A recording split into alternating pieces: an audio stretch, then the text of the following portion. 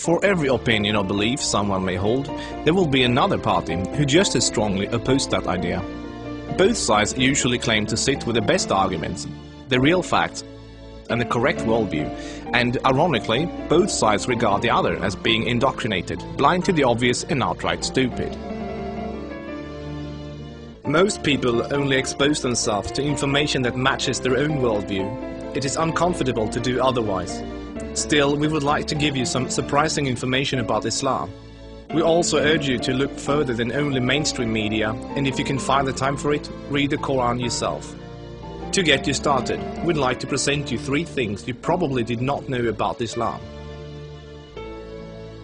1. Islam has not been hijacked. That Islam has been hijacked is what non-Muslims naturally assume, because they assume all religions are the same. The reason non-Muslims are so easily confused is that most of us don't realize the difference between the Quran and every other religious book we are familiar with. The Christian Bible is a collection of writings from various authors, written sometimes hundreds of years apart, with parables, advice and dreams, all collected together into one book. Same with the Jewish Torah. Even those of us in the West, who are neither Christians nor Jews, are still familiar enough with these religions to know this much, and therefore we assume the same is true for the Quran. But the Quran is only one book written by one man in his own lifetime. It is meant to be taken literally, and it is not full of symbolism or vague analogies.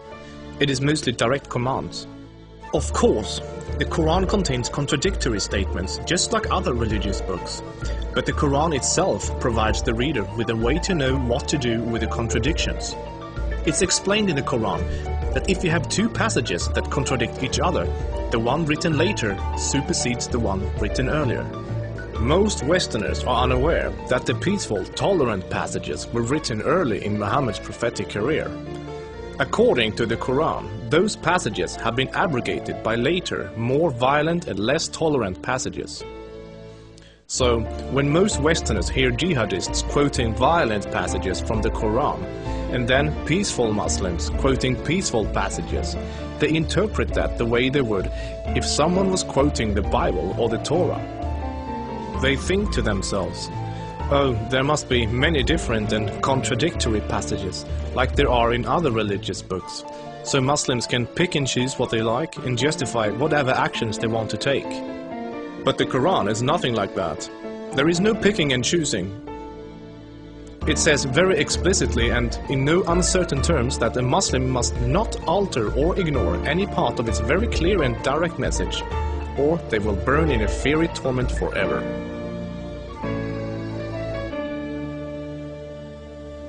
2. Striving to institute worldwide Sharia law is a religious duty. Many people don't realize how politically oriented Islam is at its core. In fact, Islam is less of a religion than it is a religious ideology. It includes a mandatory and highly specific legal and political plan for the whole society, Sharia. There is no separation between the religious and the political in Islam.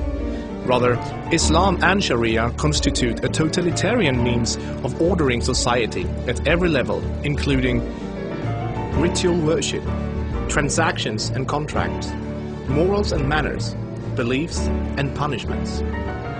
In the Quran, Allah makes it clear that man-made governments, such as a democracy, and free speech, such as criticizing the Quran, are abominations and must be eliminated.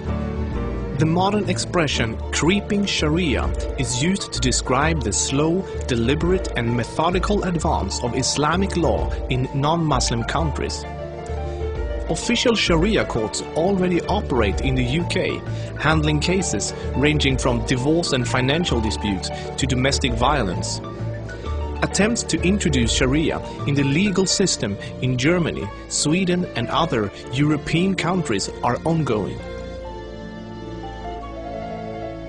While Sharia already has a foot in our door in the matter of minor disputes like inheritance and domestic violence, it should concern you that Sharia commands that drinkers and gamblers should be whipped, allows husbands to hit their wives, allows an injured plaintiff to exact legal revenge, literally an eye for an eye, commands that a thief must have a hand cut off, commands that homosexuals must be executed, orders unmarried fornicators to be whipped and adulterers to be stoned to death, orders death for both Muslim and non-Muslim critics of Muhammad, the Quran and even Sharia itself, orders apostates to be killed, commands offensive, aggressive and unjust jihad.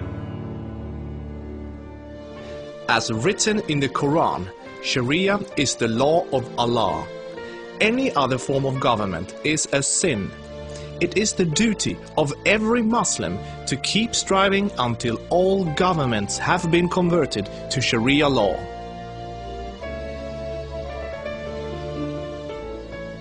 Three, Muslims are allowed to deceive non-Muslims if it helps Islam. For non-Muslims, this principle, called taqiyya, is another surprising concept of Islam.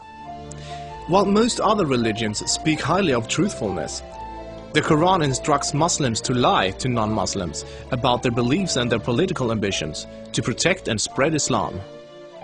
There are many examples of today's Islamic leaders saying one thing in English for the Western press and then saying something entirely different to their own followers in Arabic a few days later.